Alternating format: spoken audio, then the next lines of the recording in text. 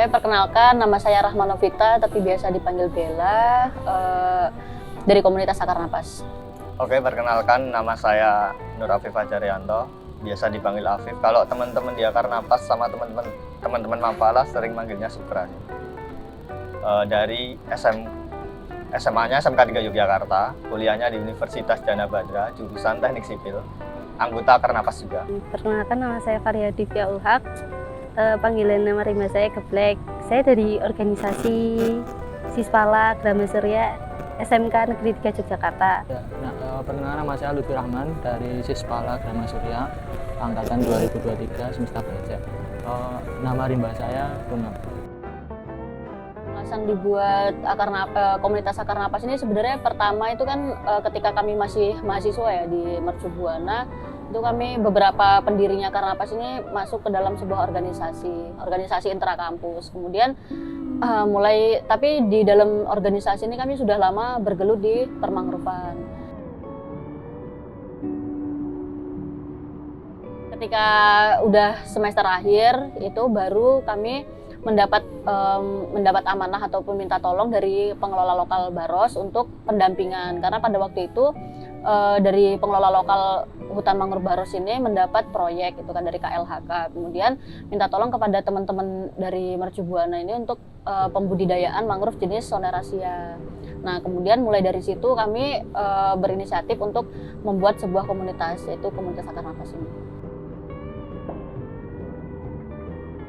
Sebenarnya kegiatan dari Akar Napas itu banyak ya, terutama untuk pendampingan masyarakat lokal, sama pendampingan dari beberapa Mapala sama Sispala.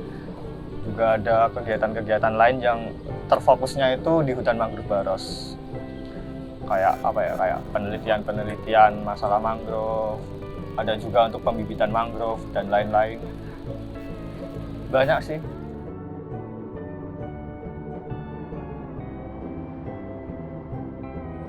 Sebelumnya itu nggak tahu ya Mbak, di organisasi ternyata ada kayak gitu. Terus mencobalah, jadi kayak tertarik sama tempatnya, sama kegiatannya. Soalnya tertariknya di tempatnya itu kayak pinggiran pantai. Terus pas ketertarikan lainnya lagi, itu pas kita lagi telusuri tempat-tempatnya, jadi seru, jadi tertarik. Kalau jadwal itu jadwal rutin kami setiap hari Minggu. Itu jadi setiap hari Minggu kami monitoring bersama teman-teman Mapala Jogja yang sudah pernah ikut pendidikan konservasi. Itu biasanya kami agendakan hari Minggu. Itu monitoring dan juga penanaman.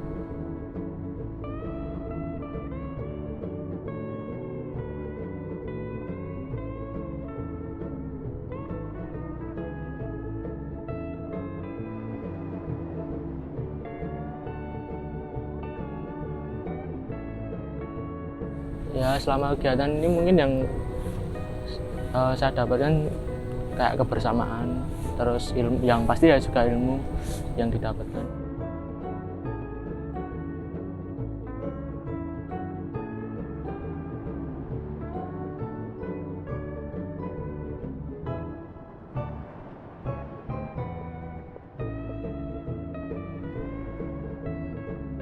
Jadi terutama untuk di hutan mangrove Baros sendiri ya, itu mangrove yang ada di hutan Baros itu ada 7.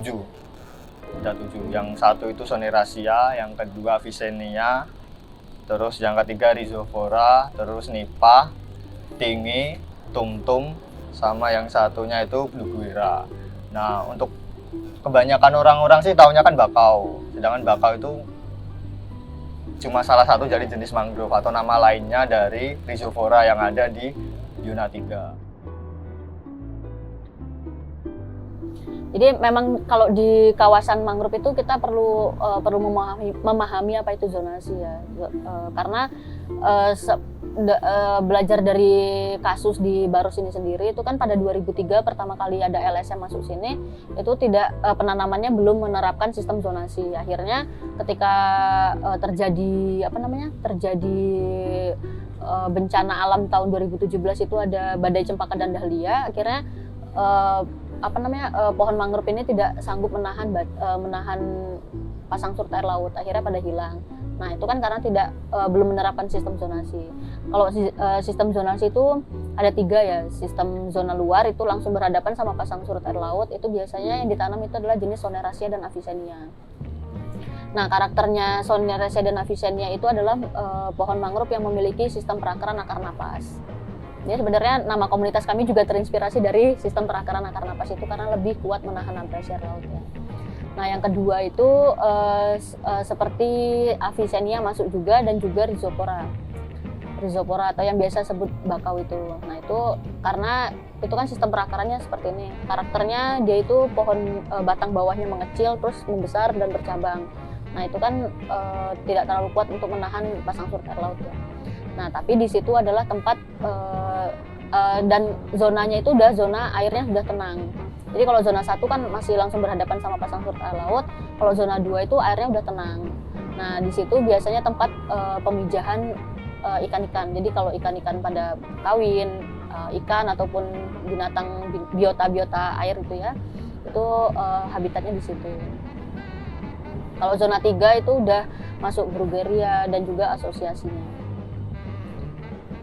Nanti zona terluar itu ada pohon-pohon seperti waru, cemara, itu juga membantu untuk sistem zonasi. Jadi zona paling dalam.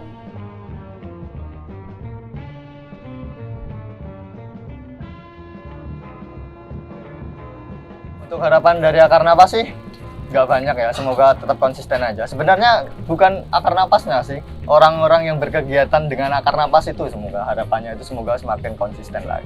Nah, cuma itu aja sih. Kalau orang-orang akar napas sih udah pasti konsisten lah.